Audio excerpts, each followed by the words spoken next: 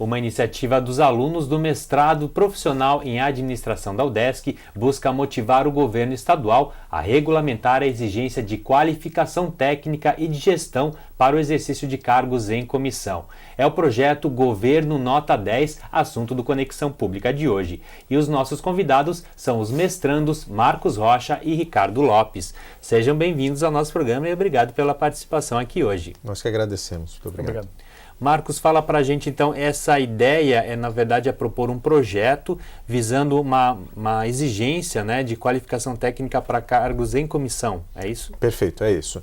Essa é uma iniciativa que veio na disciplina que chama-se Policy Advocacy, ou seja, é para nós advogarmos ou defendermos determinadas causas de interesse público. Isso é uma disciplina que é conduzida pelo professor Leonardo Seck e o professor Leandro Schmitz. A gente até brinca que é a dupla Leandro e Leonardo, né?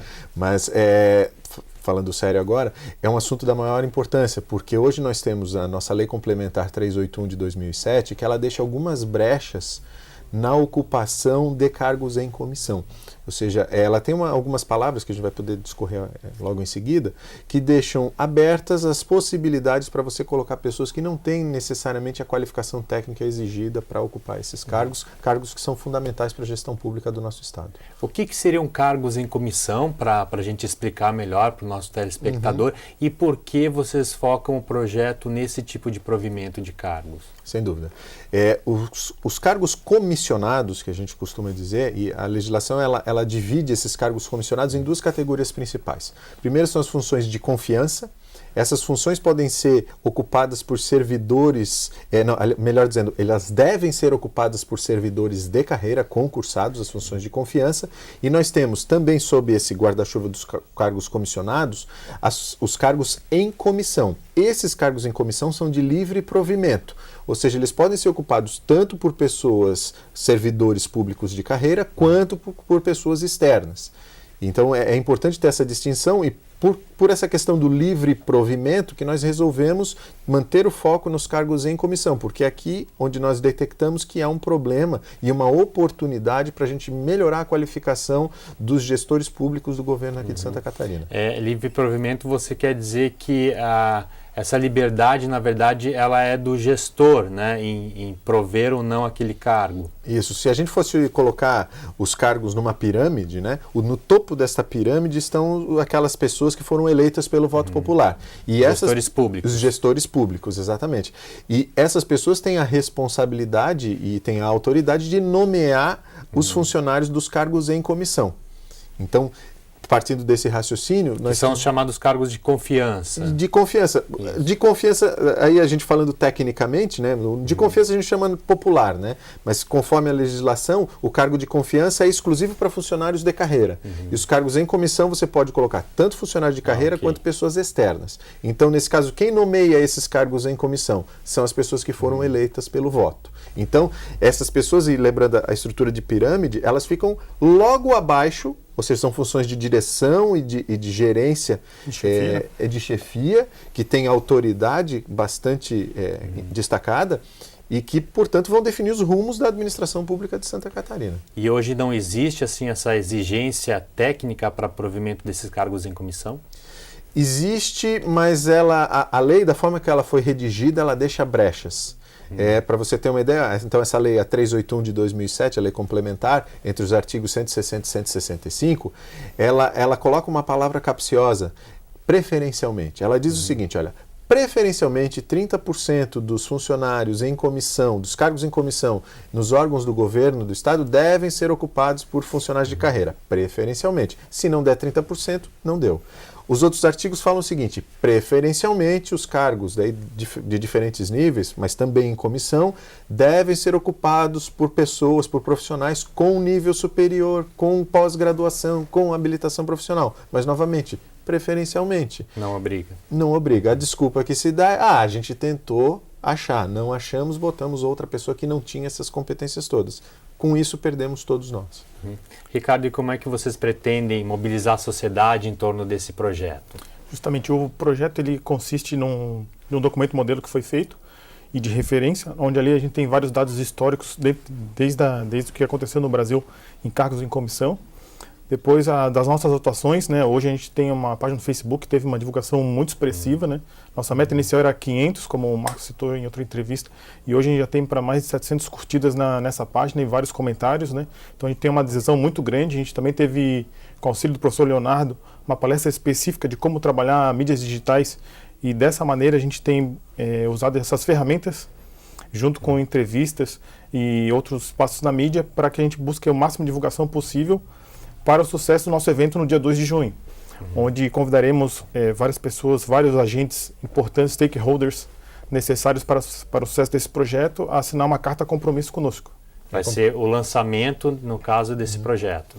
Isso, será um evento onde vários órgãos e várias entidades que têm influência no meio político serão convidadas a participar e assinar essa carta de compromisso, né, onde também os partidos políticos que detêm assim, a maioria do poder hoje na Assembleia compareçam e assumam o compromisso de incluir na sua agenda de seus projetos e posterior na eleição de seus candidatos, de incluírem essa possível alteração na legislação. Então, é um projeto que precisa partir do governo do Estado, né, precisa dar entrada aqui na Assembleia, ser aprovado aqui na Assembleia, alterando a legislação já existente, é isso? Justamente, perfeito. Isso aí, até complementando, é importante, em termos de mídias digitais, né, nós temos a nossa fanpage no Facebook, é facebook.com/governonota10, 10, né, numeral.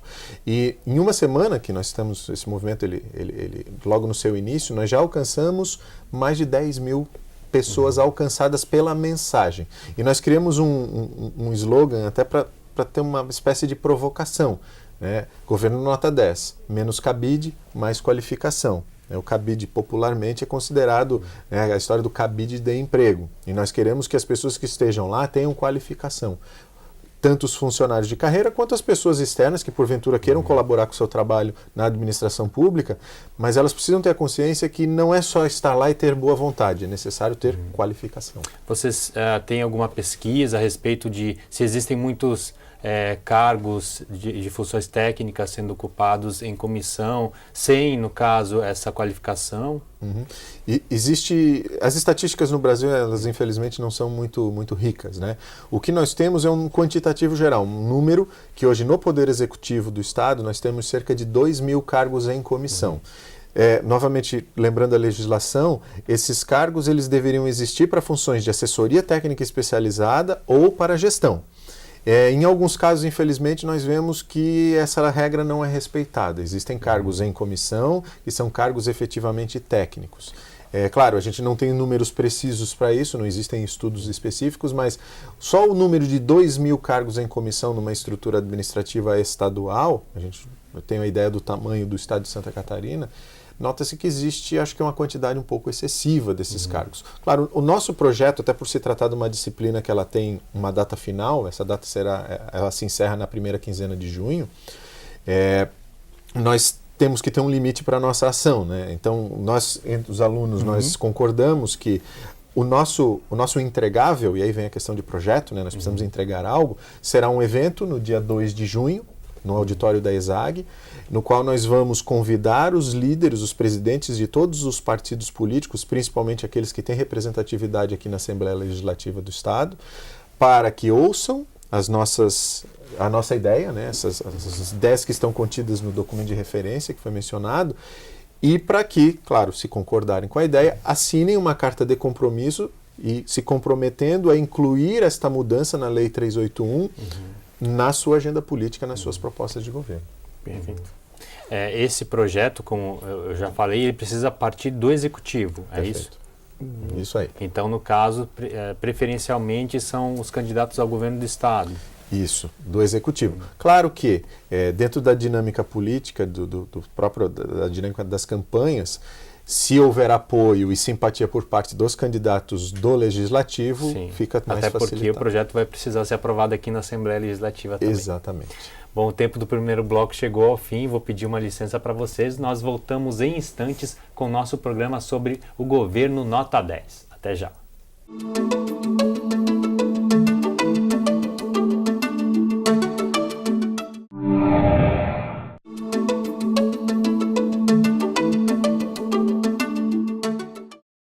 Estamos de volta, hoje falando sobre o projeto Governo Nota 10. Nossos convidados são os alunos do mestrado profissional em administração da UDESC, Marcos Rocha e Ricardo Lopes. Marcos, essa cultura que existe no Brasil do cargo em comissão remonta desde a época do Império, né, que o gestor público ele colocava no cargo quem ele bem entendia, sem muito critério. Exatamente, é uma questão cultural, né? Veio desde a época lá dos portugueses e espanhóis que acabaram colonizando aqui a nossa América do Sul, trazendo essa cultura da indicação de pessoas de confiança para os cargos principais de gestão. Avançando na nossa história, a Constituição de 1988, ela no seu artigo 37, ela começou a estabelecer alguns critérios um pouco mais restritos, por assim dizer, para dar pelo menos um direcionamento. Conceitos como impessoalidade, como eficiência começam a ser incorporados no texto da lei. A questão é que o texto fica muito abrangente e aí depende de regulamentações ou de leis mais específicas para cada estado, para cada órgão. No caso aqui de Santa Catarina, como nós já falamos, a Lei 381 de 2007 é a que regulamentou os cargos aqui no Poder Executivo. Então a gente tem uma questão cultural. Definiu percentuais também. Né? Isso, o percentual preferencialmente, como a gente falou antes, é de 30% de servidores de carreira para os cargos em comissão. Preferencialmente significa que não há obrigatoriedade. Então, uma das nossas propostas é tirarmos o preferencialmente e aumentarmos esse limite para 50%, ou seja, obrigatoriamente. Pelo menos 50% dos ocupantes dos cargos em comissão que sejam ocupados por servidores de carreira. Por quê? Para dar continuidade nos projetos. Nós precisamos hoje, mais do que planos de governo, nós precisamos de planos de Estado, para que nós tenhamos nas trocas de poder, que é uma coisa até saudável hoje, né, você ter partidos diferentes, né, no poder, que haja pelo menos uma continuidade nos projetos, que a gente nós não tenhamos projetos parados ou atrasados. Você tocou num ponto importante, justamente essa falta de continuidade. Um governo, ele cria um programa, cria um projeto, chega outro governo, não dá continuidade, até por interesses eleitorais, né? Sim. E acabam se perdendo coisas muitas vezes boas para a sociedade. Sim, sem dúvida. E considerando que muitas vezes as pessoas que ocupam esses cargos não têm a mínima qualificação necessária, além de se perder a continuidade do trabalho pela própria mudança da pessoa, quando você põe uma pessoa que não tem a competência necessária para exercer aquele cargo, aí que se perde de vez mesmo. E perde novamente toda a sociedade catarinense. Ricardo, e nesse projeto aí que vocês estão elaborando, vocês vão propor, como é que vocês pretendem colocar essa questão da capacitação técnica? Porque envolve diversas áreas, né? É uma questão complexa. Justo. A capacitação técnica que nós propomos é através do cargo específico de cada órgão, conforme seu nível de atuação. Para a direção, capacitação específica, para a chefia específica e assim por seguinte. Então isso aí é um projeto que vai ser aprovado ainda, ele precisa ser aprovado e depois regulamentado. Perfeito. Existem exemplos de outros estados também que utilizam essa capacitação técnica, como Minas Gerais, que é referência nesse assunto, onde a pessoa, para ingressar no cargo público, necessariamente tem que passar pela qualificação necessárias para ocupar aquela função de chefia, direção e etc.